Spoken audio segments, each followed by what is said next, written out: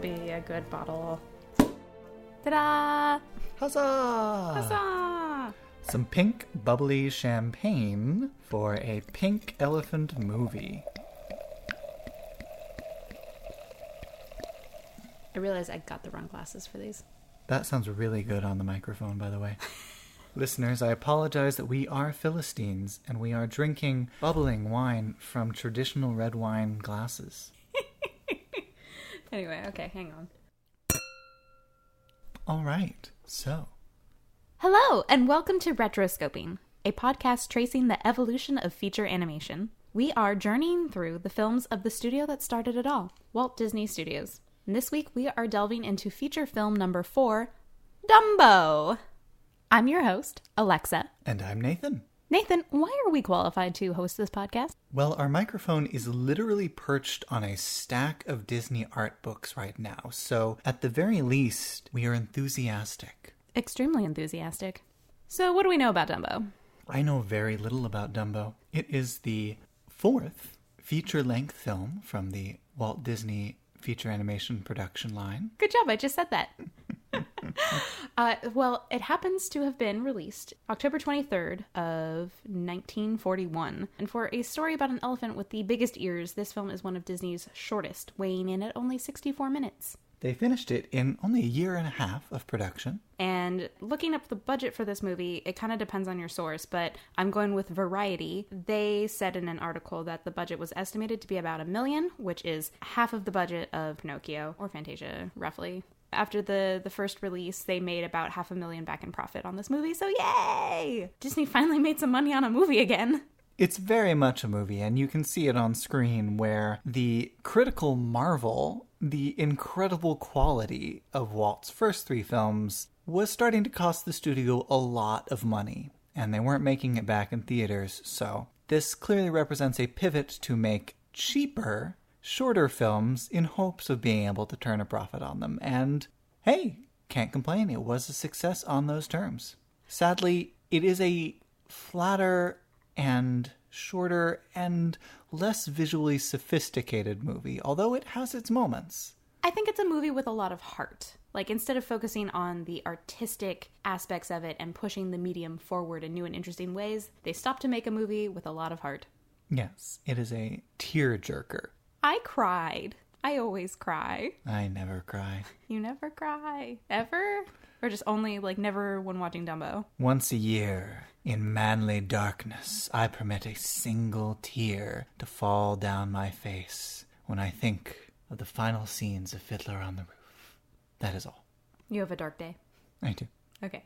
Anyway, hey, where does Dumbo come from? Well, apparently it was actually an unpublished story that Walt found out about and acquired the rights to. Yes, it was a unpublished children's book by Helen Aberson and Harold Pearl. I am so sorry if I have mispronounced any of those names, which I believe is now published. At the time it was unpublished, and I believe it exists now. I haven't gone looking. Initially Disney wanted to make it a short, but when they were needing to make some money to make up for Fantasia and for Pinocchio, I think the short started getting longer and longer and was then pushed to be a feature so that it could help make some of that money back. One of the many reasons that it is a very short feature. And yet it feels very long. But you can definitely feel that sense of it being a short film's worth of plot stretched to just over an hour. It's a long short and a short long. Yeah, exactly that. It's precisely what it is. Also, it was very helpful that it featured exaggerated animals, which the animators are going to be very adept at performing at this point. Very few humans and no special effects necessary. Another thing that might have contributed to why the film is so short is that the animators were holding a strike during production. So for about 5 weeks there, production wasn't moving forward unless people crossed the picket lines. That's interesting. Tell me more about that. I would if I had written more about it in the notes. What were their demands? They wanted to unionize and wanted... higher pay because, as we know in animation is extremely expensive to do, and Disney was paying tons of money and taking out huge loans to make these things happen, but stretching all of your dollars still means that the amount of people you need to create a movie, you're paying each of them individually very low wages. So a lot of the animators wanted to unionize and have that union recognized by the Disney studios, and Disney was not having it. So I'm not entirely sure how it resolved, but I had read that they finished the movie with people who crossed the picket line, and then once the strike was officially declared over, everyone who had come back to work for Disney and had been part of the strike was let go. Oh. En masse. It was a dark time. I do actually, we went to the Walt Disney Family Museum up in the San Francisco area, and they actually, I think, had a really helpful portion of their exhibit around explaining this era of time, and, you know, everything's very complicated, and I'm in favor of unions, so... I am too, but I certainly understand the financial challenges Walt was facing at the time, not making it an ideal time to start paying his animators more. And so, yeah, this was a messy time of adjusting all across the board on how these movies are made, where the money is spent, how to make them profitable again. Exactly. So, very messy. If you want to read more about that, I'm sure we can provide some interesting links. There are some great books that you can read about the life and times of Walt Disney, and they do cover this period. We will not, because we don't really know that much about it. We do have that 800, 900 page Walt Disney biography, which I was never able to finish. I checked it out 3 times from the library as an audiobook, and I finally finished it. I don't remember a whole lot, but I did finish it. I really struggle with biographies. Well, it's just extremely long. It's like longer than a Harry Potter. True, but there are 7 Harry Potters, and only 1 Walt Disney. Now, I'd like to read the series where actually each book was about a different Harry being brought into this dimension. And every time he appears, he's just like, "What's up, guys?" And they're like, "Let us fill you in about what's happened to you so far." There is a long and complicated fan theory about The Legend of Zelda and the various continuities between the games, which suggest that there are multiple Links and Zeldas throughout the history of Hyrule, because if you don't posit that there's just dozens of them, the canon doesn't make any sense. You know what this has nothing to do with? Dumbo! Dumbo! The flying elephant! Anyway. What's your pre-existing relationship with Dumbo? I think I started watching Dumbo when I was a toddler. Just about every Disney movie we're going to talk about will start with the same story of baby Alexa staring at the screen. But my mom tells me that I would watch Dumbo and cry, even as a small toddler, because I understood that wonderful bond between mother and child, and like I could not bear to see Dumbo being kept away from his mother. And to this day, that scene still really gets me. I can't say this is one of the ones that I returned to often as a child. I know I saw it, but it just wasn't one of the ones I thought about, one of the ones I rewatched, one of the ones I particularly remember having a strong affinity for. And it's not really one that I've revisited since I was a child until now. Guess what? Dumbo's all about babies. It is. All about babies. Which feels like a really timely time in our lives where a lot of our friends are all having babies. And everyone keeps asking, when you gonna have some babies? I appreciate that this movie provides us an absolutely fatalistic out, which is that it's not in our control. We are simply here waiting for Mister Stork. And when Mister Stork descends, then we will have a child. Yeah, the song Look Out for Mister Stork feels very similar to conversations that I have had with many a friend. How so? Well, because apparently I'm a woman and everyone wants to know when I'm having babies. And I tell people, I'm going to wait till after I'm 30 and then I'll think about having some children. The immediate response everyone has is like, oh, well, you know, you may not be planning to have kids until you're 30, but you never know what'll happen. And I think you should respond whenever people tell you about vacations they're planning to take. Well, you may be planning to go to Europe, but you never know what's going to happen. They'll make you a real hit at parties. Oh, yeah. So essentially everyone has been saying, in other words, look out for Mister Stork. He'll find you in the end. I'm like, great. I just want him to find me next year. So the Mister Stork that we focus on in the opening sequence of this movie, the only There's one. a fleet of them. There's a fleet, and they do beautiful aerial maneuvers. Also, there's a narrator, and I don't know who he is or why he's here, and I don't think he comes back again ever. Disappears. Well, Does there's a he come back? narrator, and then most of the first half of the movie is actually just a chorus singing the events and the plot of the movie at you throughout, Mister Stork and Casey Jr. It's just like some nice music about what we're literally doing on screen right now. Mm-hmm. So we got Look Out for Mr. Stork, we've got Let's Build a Circus, and we've got I Am a Train. Yes. I'm coming down the track. The nuanced and artful soundtrack and lyrical quality of Dumbo. So we open with some wonderful storks and their aerial maneuvers. Over very Florida. military. I can read a map now. It's amazing. One of my favorite touches of this film actually is the way that the storks interact with the map of the United States as if it were real space. Like they are descending into a Florida that just says the word Florida across it. And it lends the film a very storybook quality that I really appreciate. But none of those storks are the storks we actually spend time with. The one we spend time with wears clothes and hand delivers babies and gets paperwork signed. So my question is he the best stork or the worst stork? Maybe he's the special delivery stork? He must be. Running a little late, can't find his way, but he's dressed very snazzily, and he makes sure to get the paperwork signed. Everybody else is just, aerial bombing their babies. It's true. It's true. I feel like this is a good time to bring up my new segment called Guess Who? All right. Okay. So the stork that we are talking about is voiced by Sterling Holloway. And one of the things that always drove me nuts as someone who loves animation and looked into voiceover, these older movies don't call out the actors and the voices, and Disney uses a lot of the same actors over and over again. And I would just like to call out that Sterling Holloway started his voiceover work in animated films, beginning with Dumbo as the stork, and he would continue to appear in other movies as the adult flower in Bambi, the Cheshire Cat in Alice in Wonderland. You've also heard him as Kaa in The Jungle Book, Roquefort in The Aristocats, and everyone's favorite Winnie the Pooh. Oh, I would have guessed that if you'd given me a Guess Who opportunity in your Guess Who segment. Is that how we should... Do you want to play Guess Who? I've got another Guess Who later, and we can start a game. I just think it's funny to call it Guess Who if you were just going to tell me. Well, it's like Guess Who's at the door, and you open it, and you're like, oh, there it is, so I opened the door for you. What would you like? Fine, you can guess next time. All right, I will. Unless you want to re-record this and guess. By chance, is it Winnie the Pooh? Oh, and Caw? And this was one of the tip of my tongue. Adult Flower from Bambi. Everyone guesses adult flower. Good job. Ding, ding, ding. Yay! You win more pink bubbly stuff. Yay! Yay!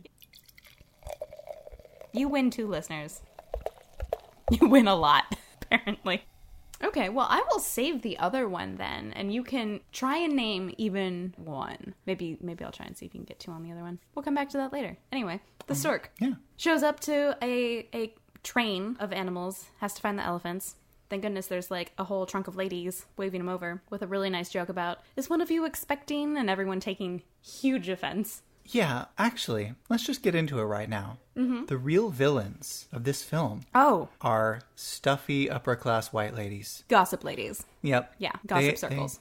They are gossip. Gossip circles are the villain. I believe it. They are not good elephants. Mm-hmm. But you know what? They are also the backbone of the circus. They are the ones pulling the most weight. And Literally. Which was actually quite nice to see. Out of this entire circus, it's the ladies that we got to depend on to get stuff done. Mm-hmm. I know it's absolutely typical for Disney children to only have one parent and the other to just not be there and completely unmentioned. But it is very strange for Dumbo's dad to not exist, and yet from the very first moment, his mom to be like, Jumbo Jr., I'm naming him after his father that doesn't exist. No, her name is Mrs. Jumbo. Right, she's Mrs. Jumbo. Oh, okay. Maybe he's no longer with us. Maybe. But there are no male elephants in the circus. Anymore. The wives all got very angry. The gossip circle killed him. His elephant heart couldn't take it. Villainy! Here's the thing that gets me, is I totally get why baby Dumbo doesn't talk, and it's very sweet, and there's a lot of scenes between him and his mother where I feel like you don't need words to show their wonderful, beautiful mother and child bond. But his mother seems to choose not to talk, because she has exactly one line in the film, which is to name her son Jumbo, which everyone throws out the window immediately. So she can talk, she just doesn't the entire rest of the film. I think this is, for me, part of why I don't get emotionally affected by this film, is that I don't find Mrs. Jumbo, or indeed Dumbo himself, to really be characters. I find them largely to be blank slates whom everyone else talks around and has personalities around. So their plight doesn't really speak to me. They're too angelic to be characters. Yeah. I would probably get more out of a Timothy Q. Mouse movie than I would out of Dumbo. I mean, that's secretly what this movie is. Yeah. Also, I feel like Timothy and Jiminy ought to be friends. They really ought to, and to be frank, Jiminy could take some lessons on actually being effective from Timothy. As we were watching this film, it's like, wait a second, the Blue Fairy should have picked Timothy up He'd and be made him a great conscience. yeah. He was a great conscience. He's also a wonderful agent. So we're getting ahead of ourselves. Before we even get to Timothy Mouse, you know, you've already gone on this heartfelt journey of a mother just trying to protect her child from the ridicule of others. And the scene where Mrs. Jumbo is on display with her baby Dumbo, and horrible kids in the audience start to poke fun at Dumbo and come in under the ropes and tug on his ears and his tail, and like it definitely gets out of hand. And then all of a sudden Mrs. Jumbo gets mad, surprise, and all the men at the circus come in to handle the situation, and goodness gracious, it does not go well. This is what happens when men try to get involved with things that don't involve them. How familiar are kids with how baby elephants look? I feel like if I saw a baby elephant with ears that just went down to its feet, I'd be like, hasn't grown into its ears yet. Like babies, our babies, human babies, are born with human adult-sized eyeballs. Mm-hmm. And you have to grow into your eyeballs. Yeah. Yeah, sure. Why not have baby elephants who just have to grow into their adult elephant ears? Absolutely. That's what I would have assumed. I don't get why everyone's so weirded out by Dumbo. Which is so creepy when, like, you sit down and look at a baby and you just think to yourself, like, your eyeballs are giant. I've never done that. I will try it next time I see a baby. But that said, you know, the scene where Dumbo visits his mother in her little prison car is, you know, it's very sweet. It's very sad. And she can't even get to him, and he can't get to her. All they can do is touch fingertips, and by fingertips I mean trunk tips. There is a lot of thought in this movie that went into how can elephants do everything that our human characters would do, but with their trunks. And they do a very effective job. They're very agile elephants. These animators thought a lot about elephant trunks. And so, at the loss of his mother and being outcast by the rest of the circle of gossipy elephant ladies, Timothy Mouse shows up and takes pity on poor Dumbo and takes Dumbo under his wing. And he's actually a really great agent. Like, if you can find yourself an agent who will whisper your name into producers' ears as they sleep, you've got yourself a good agent. If agents could start offering inception services, like, their market would just boom. Apparently, one of the deleted quote-unquote scenes from Dumbo, or at least one that was roughly boarded and then abandoned, was a prehistoric flashback to giant mice terrorizing elephants, thereby explaining their fear of mice. I feel like the pink elephants portion would make a lot more sense if we had had a precursor scene that showed monster mice. Frankly, I think I would have enjoyed that version of Dumbo with more and more crazy, surreal asides. A lot more than the one I got. There's a lot of moments here in, you know, the film's opening 20-30 minutes, which I think are, like, they're nice enough on their own terms. I like the Stork sequence. I like the sight of the train with all of its unique cars and its strange guttural voice. I like the Casey Jr. song. I like the setup of the circus tent. It's just, this movie has no plot. What do you mean? It has a plot. It's just a very simple plot. Yeah, it's an hour to get to, like, a strange elephant is born in a circus, is separated from his mother, learns he can fly, is successful. And I just feel, as I'm watching the early segments, like, oh, okay, we're just gonna like spend some time, several minutes, watching the train as it goes from point A to point B. Casey Jr. coming down the tracks. Also, he thinks he can. He thinks he can. He thinks he can. He thought he could. He thought he could. He thought he could. He thought he could. Which, I know that was a separate children's book, and I'm very curious how rights work in terms of being able to do that. Not that we know the answer. Do you know the answer? One of us should have looked that up. So one of us should have looked that up. I don't know. Should I look it up right now? Sure. All right. We're putting you on hold.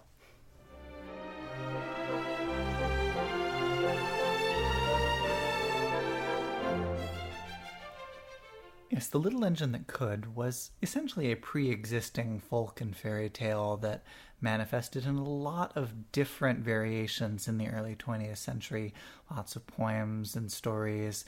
The most famous one was published in the 30s, but it's not a concept that could necessarily claim copyright. So I was kind of right in our conversation before we started recording. You were. That it was a folktale like... John Henry. Thank you! This is why we're together. Mm-hmm. You're the other half of my brain. And you can imagine, actually, if you listen to a train's... and you started trying to give it dialogue, like, I think I can. Yeah, it fits as well as anything else. It's a very mumbly train. Mm-hmm. Mumble, mumble, mumble. Mm-hmm. So. Yay! The whole Casey Jr. sequence... I mean, we return to him several times in the movie, but loading and unloading the animals always feels very much like those circus animal cookies that you would eat as a kid, and they came in the little red box. One of the trains looks exactly like that little red box, to every detail. Yeah, but they also spent a lot of time thinking, okay, if we're going to put animals in a train, like, which car is the giraffe car, and how do we make that just for giraffes? Oh, let's give them holes out the top so their heads can poke out. And there are a few really good gags in there, yeah. The hippo car with its actual lake inside. Mm-hmm. These hippos don't breathe, Beachy Dubs. They just sink at the bottom and send up continual bubbles. I want to talk a little bit about the assembly of the circus after we get through the train car sequence, because the cars open up and these horrifying, creepy, faceless human blobs emerge and begin to set up the circus. It's a weird through line in this movie that almost all of the circus employees have no real faces.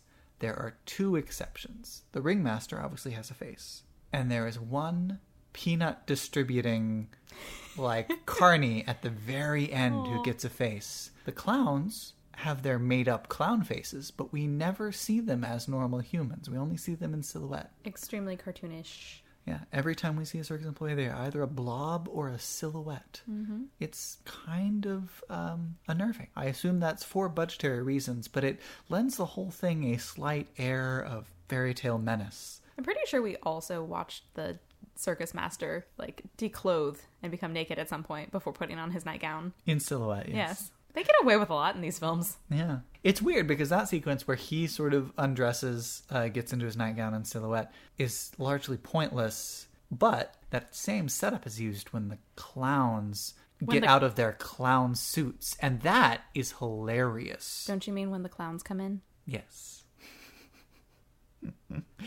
It is actually a really well executed sequence where, the clowns get out of their clown suits and turn out to be entirely different shapes than you would have imagined. And that's very cleverly done. It was delightful. They were talking about terrible things, but it was delightful to watch. Mm-hmm. Basically, everyone in this movie except for Dumbo, Mrs. Jumbo, Timothy, and arguably the crows are terrible. Well, the crows have problems of their own. They do. Yeah. So, if you look up Dumbo on the internet, you are sure to come by many an article listing the many reasons why the crows are problematic and rather racist. Those problems include the fact that crows are an animal that most people don't want around. In the movie, they are very much established as unwanted outcasts. And they are very, very heavily stereotyped as African Americans. And putting those things together is already a problem. But then they cast the lead crow as a white man who you know as, guess who? Jiminy Cricket? Cliff Edwards, who, yes, also voiced Jiminy Cricket.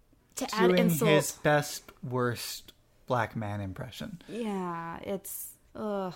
And his name in the film is Jim Crow, which really, that is a choice that someone made. Yeah, just to add insult to injury. Mm-hmm. So the Crows have a lot of problems. They also have a very catchy song. In later versions of people printing the lyrics or the song, it seems that they've changed the old lyrics to be something more along the lines of, I think I will have seen about everything when I see an elephant fly, rather than the caricature that they were providing before. You mean they made the grammar more elegant? Yeah. Yeah, I mean, the Crows are incredibly tropey in their presentation, but they are not unpleasant characters. They end up being sympathetic characters, and they are a bundle of energy in something that has been a somewhat slow movie with a lot of people just beating down on Dumbo. Yeah. Relative to the, stereotyping in Fantasia, this is, I think, a much more watchable piece of problematic, anachronistic filmmaking. Fantasia's racism is malicious and belittling and unbearable. This is just kind of problematic. Yeah, we're not proponents of it. We're not arguing that it should stick around, but it's wasn't so bad that Disney has yet taken it out of its films. I think you could, for streaming, I think that you could decide as Disney to re-record The Crows. You could. And I think that you could try to fix it that way. Or you could cut down on how much they talk, but I don't think you can remove the scene entirely. It would be very difficult from a plot level. Also, the magic feather that the crows present at the end of their scene is one of the things that people remember most clearly from this movie, and one of the cultural idioms we've derived from it, which it's not actually that big of a deal in the film, but you definitely lose a lot of what people remember from this movie. And I mean, the Elephant Fly song is a great song. Well, it's a very fun wordplay, clever, catchy sort of song. And Cliff Edwards aside, it is performed by a troupe of black musicians. I also find the portrayal of the circus employees who emerge to build the circus tents quite unnerving and jarring, in that they are, despite being faceless and largely amorphous, somehow distinctly black men. They are faceless black men singing largely about how they don't know when they're going to get paid, but it doesn't matter because they'd just waste it all anyway. Which seems, honestly, much more derogatory and racist than even the Crows. But you can't really tell what they're singing, so... That might be why people don't mention that much. Mm-hmm. But let's talk about the things we do like in the movie. I love the scene of the elephant pyramid. Just because I love the animation that went into it and how squishy and... what are the words for this? The elephants are a very unique state between liquid and solid. Yeah, they're just like a very weird, squishy, mushy ball of elephants. To watch them climb on top of each other and stick their feet into each other's eyes and slowly all pile on top of the matriarch elephant and then to watch them all tumble. The movie's very attentive to the way that elephant skin wrinkles and folds over itself, and what's kind of funny about that sequence of the elephants all trying to stack on top of each other is that they fold over one another like wrinkles. Yes. It's like a dog whose skin is very loose. Yeah, that's exactly it. Yeah, it looks so tactile when you watch it. I have a Guess Who for you. Oh, I didn't realize there was a third one. Oh, well, this is the one that I meant. Cliff Edwards was a surprise Guess Who. Oh, but you already knew the answer to that, so that wasn't a real game. Just so everyone knows. Oh, I won, so it's not a real game. Okay, here's the real game. Guess who is the voice of the elephant matriarch? Or what else has she... Let me tell you her name, because you don't know her name. Her name is Verna Felton, and she has also played... What do you think? Has she been in a movie yet, or will it be in the future? Nothing before Dumbo. Does she play Cinderella's wicked stepmother? No. She is in Cinderella, though. Is she the fairy godmother in Cinderella? Is! That blew my mind! See, I was casting her by type. I should have gone against type. Yeah, but I basically gave that one to you. I'm not giving you any more hints. All right. So she not only is the elephant matriarch and Mrs. Jumbo's one line in the Dumbo film, she's also the fairy godmother in Cinderella, the Queen of Hearts in Alice in Wonderland, which I got while we were watching the movie. There's just one line in particular. She sounds just like the angry Queen of Hearts. In Lady and the Tramp, she is Aunt Sarah, who is Jim Deere's aunt, the one with the cats. And another surprise to me is that she is Flora the Red Fairy and Queen Leah in Sleeping Beauty. She plays a lot of fairies. Yeah, well, she stays busy. Someone who's also quite villainous. But she is a character actress with a very successful career as well. All right, then. Yeah. Verna Felton, everyone. Verna Felton. That's a great name. Well, I think I should say, as I finish my second glass of pink champagne, that I think far and away the thing I liked most about this movie, the best part of this movie, is in fact the pink elephants on parade sequence. You liked it? It's spectacular. It doesn't have any real place in the movie. It feels like a Lost Fantasia segment, but it is such a marvel. This is the guy who, really didn't like Fantasia that much last episode.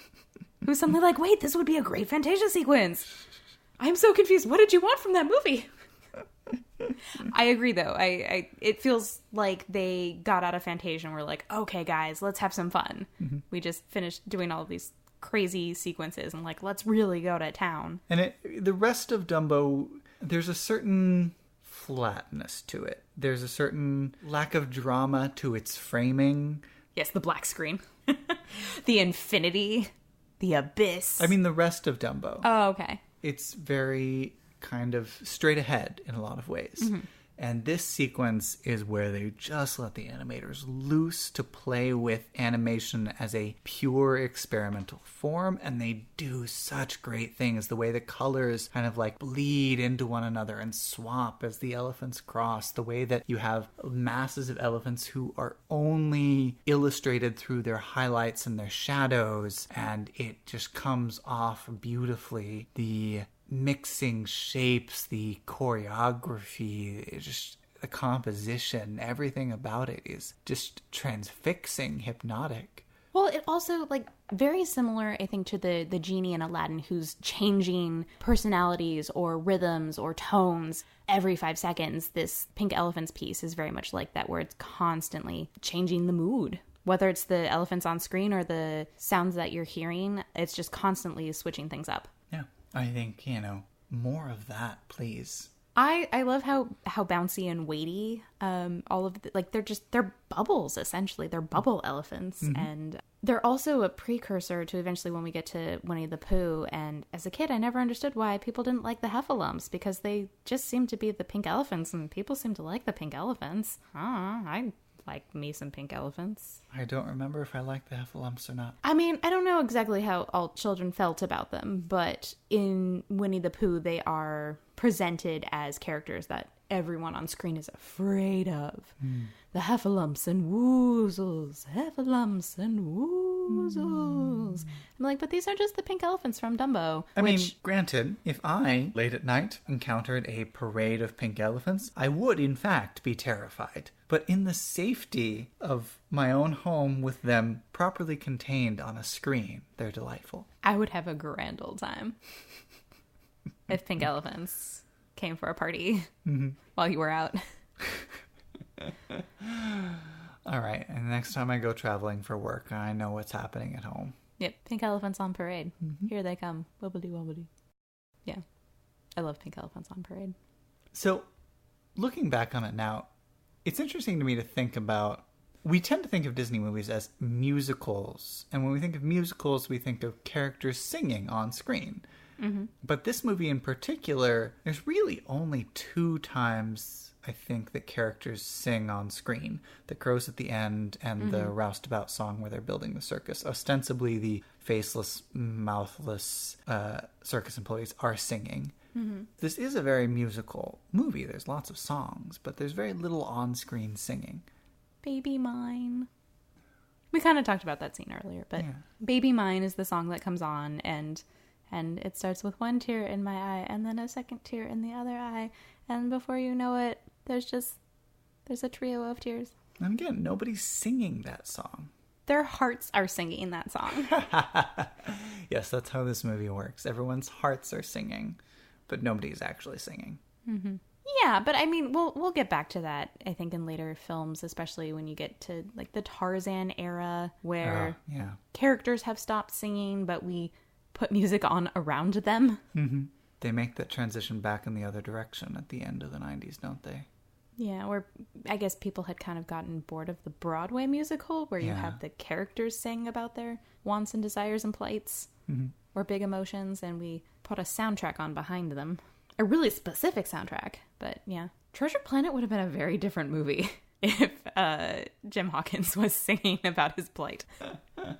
I would be interested in watching that alternate version of Treasure Planet. I mean, I'm trying to mash that together with Newsies in my head right now, and it's not going well. I'd watch that version, but yeah. Well, when they make the Broadway musical version of Treasure Planet, I think Reeve Carney could do an excellent Jim Hawkins. Who's that? He's the guy currently starring in Hadestown. He was Spider-Man in Spider-Man Turn Off the Dark, and was an LA local sensation here before that. You know what Hadestown needs? What does Hadestown need? Pink elephants. I think everything needs pink elephants. This is going to be my new decoration motif. Pink elephants. Yeah. I think every time we, like when we get into the dregs of the post-Walt years, or especially the 80s, that just really should be our refrain, is this movie needs more pink elephants. We'll see if we remember that by then. And I mean that in both a, jokey sense, and also, a lot of the less sensational Disney movies could use more opportunities for the animators to cut loose and do something just visually spectacular on its own terms. Sure. This will also be the last movie where a main character gets blackout drunk to finally realize how special they are. Yeah, well, there's something very modern Netflix about that, right? Like, that is, well, this would be Amazon, not Netflix, but that is full on a plotline I can imagine from Fleabag. Finally figured out you have superpowers. Oh, yeah. I bet that's Jessica Jones' origin story. She gets blackout drunk, wakes up not in a tree, but like on top of a building, and is like, oh. No, like under the rubble of a building that she knocked down. So, we've basically covered all the content of Dumbo. There's not that much there. What do you think the moral is? That Nathan likes to throw shade at Dumbo. A lot of shade. It's not my favorite. I couldn't tell. I have a very soft spot for Dumbo. What is the moral? Because it's definitely showing the cruelty of bullying. Mm-hmm. But it's not like any of the bullies get theirs.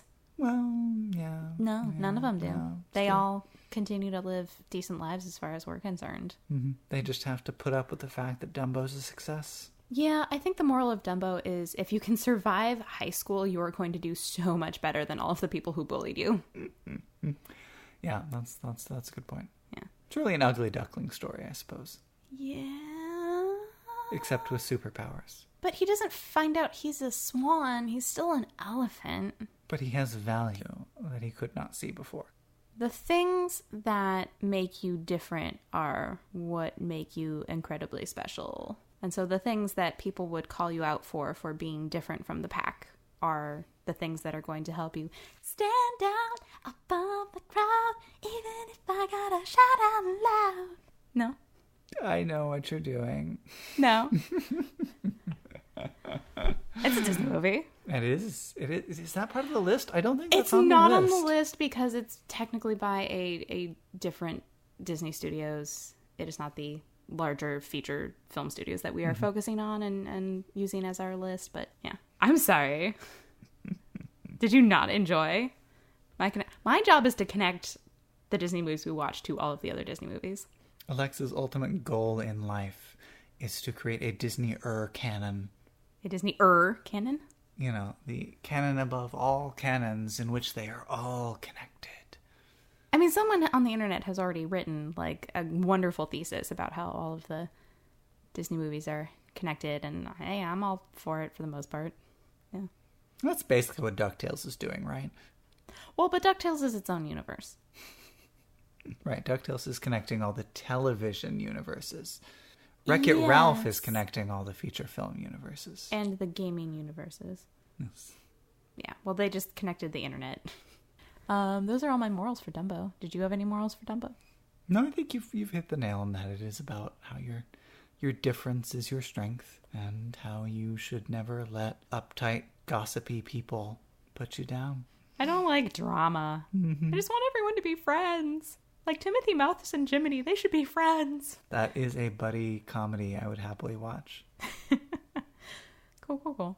Cool. All right. Oh, yeah, well, okay, so this year we revisited Dumbo. Not us personally, but Tim Burton and Disney revisited Dumbo, and they put out 2019's Dumbo. It made money and has a 51% on Rotten Tomatoes. Critics gave it a 49%, but I'm giving it the benefit of the doubt, and audiences gave it a 51%. That's unusual for critics and audiences to be so close. Everyone agreed that this is like 50% of a movie. Roughly 50% of a movie. So the original Dumbo is 50% of a movie runtime length, and the remake of Dumbo is 50% of a movie, critically speaking. Hey, for it to be a feature film, it's technically supposed to be 90 minutes, and not everyone makes it. So technically, Dumbo is still 2/3 of a movie. The 1941 is still 2/3 of a movie. Mm-hmm. Yeah. We did not partake in the Tim Burton film. I am not particularly taken with Tim Burton myself. He had his moment, and that moment has long passed. He's really great at designs, and I have yet to really love the characters or the stories that he wants to tell. And listening to some interviews of him, I have been a bit off-put by his perspectives on life. So, anyhow. Yeah, so in general, we haven't been watching all that many of the Disney remakes. We've recently skipped Aladdin, Lion King, and Dumbo, all of this year's remakes. We did see Beauty and the Beast. We did. Cinderella was very nice. Cinderella's very nice.